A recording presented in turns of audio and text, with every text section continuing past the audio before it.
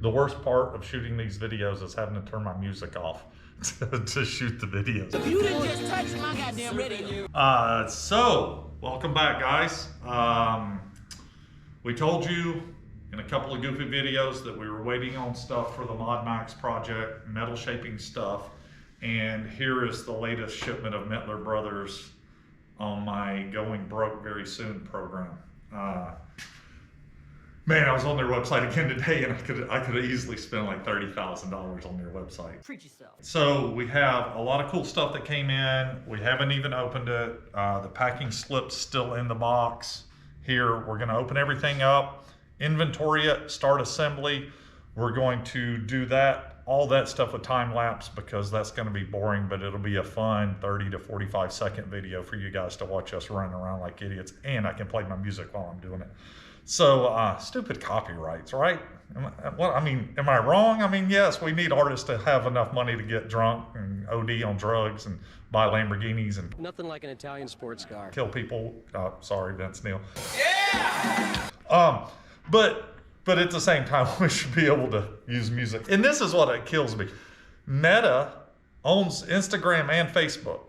Instagram, they give you free music for your videos. Facebook will flag your video for using music. And it was my mistake. But anyway, again, about to unbox this stuff, make sure we got everything we're supposed to, and start putting stuff together, and we will be back with you soon. Thanks a lot.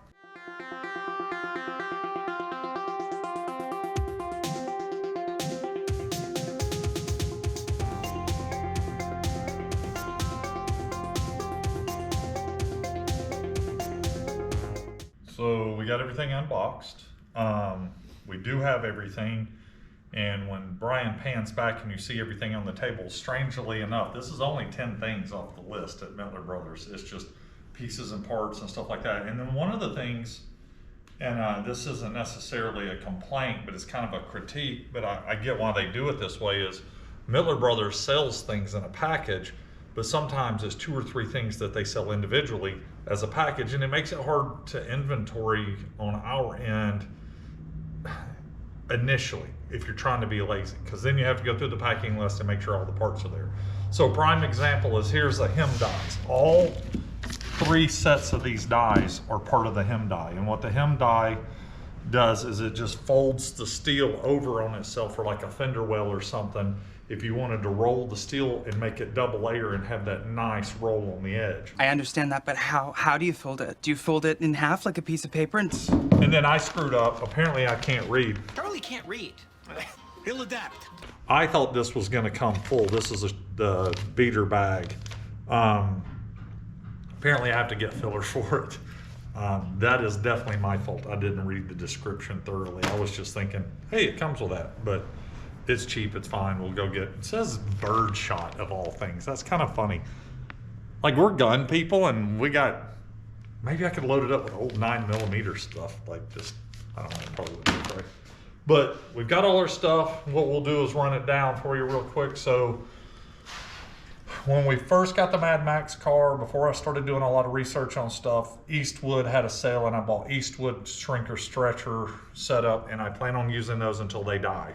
But they didn't sell a stand. This is a foot operated stand for a shrinker stretcher. Here's all the components that go with it. And hopefully this is it allows for 2-handed manipulation of the steel while you kick the pedal like it's a bass drum. But it makes this is a different pedal. Oh, it is? Brian was gonna be helpful and point toward the pedal, but Wrong again. These are the pedals for that. These are mechanically operated. So with that being said, with this pedal, this is for the planishing hammer.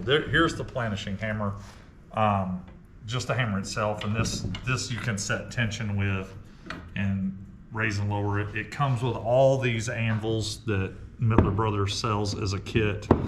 I'm not gonna say we went all in on this, but we went in pretty deep on this stuff. Bought the anvil holder just because I thought it made sense to keep things organized. And then, as Brian pointed out, here's the foot operated, or the foot pedal to operate the planishing hammer. What it does is it controls airflow, because it's a very nice air chisel is what it is. And it just actuates this up and down.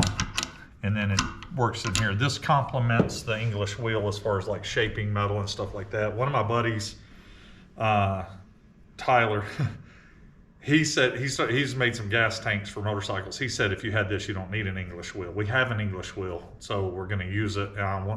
Mostly because I just want to learn. And I know while this could do a lot of the same things, that's probably going to do certain things better. And then you can use the two together and get a better product that way. All right, so we took a quick break because my wife had a question about some real estate stuff.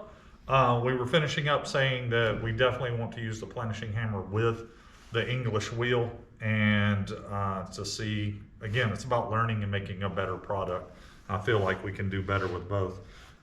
This here is the stand that was optional with this.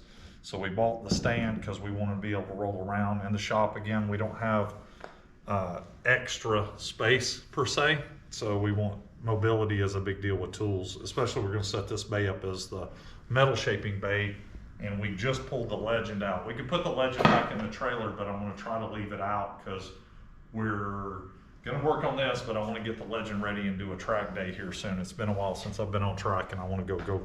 Who wants to go fast? I want to go fast. Remember when anyway. So got the stand. We're gonna get to put some stuff together. Hammers, ironically, I probably have hundreds of hammers from years of doing construction work and stuff like that, but these are beater hammers. I bet that would just jack a skull up. So what makes them different? So what these are for shaping. So these are for finer point stuff. Like if you're trying to beat out a fine point, this is for rounding. And they're just shaping hammers, and they go with the beater bags. The bag is the shot bag, you put it, and we could have made this is a shot bag holder. We could have made it, but I just decided, I think it was $40 to get it. So we just decided to go ahead and buy one. But the idea is you fill the bag with shot. It sits here. You take your sheet metal, and then you just hammer out and try to get the general shape and stretching that you want. And then once you get the general shaping and stretching that you're looking for, you can take it to the planishing hammer and follow it out, smooth it out, and fine tune it. And you can go aggressive with it, or you can go light with it by setting tension and using different anvils. I'm speaking hypothetically at this point because I literally never used a planishing hammer. I've just watched a shit ton of videos. Who taught you how to do this stuff? You all right?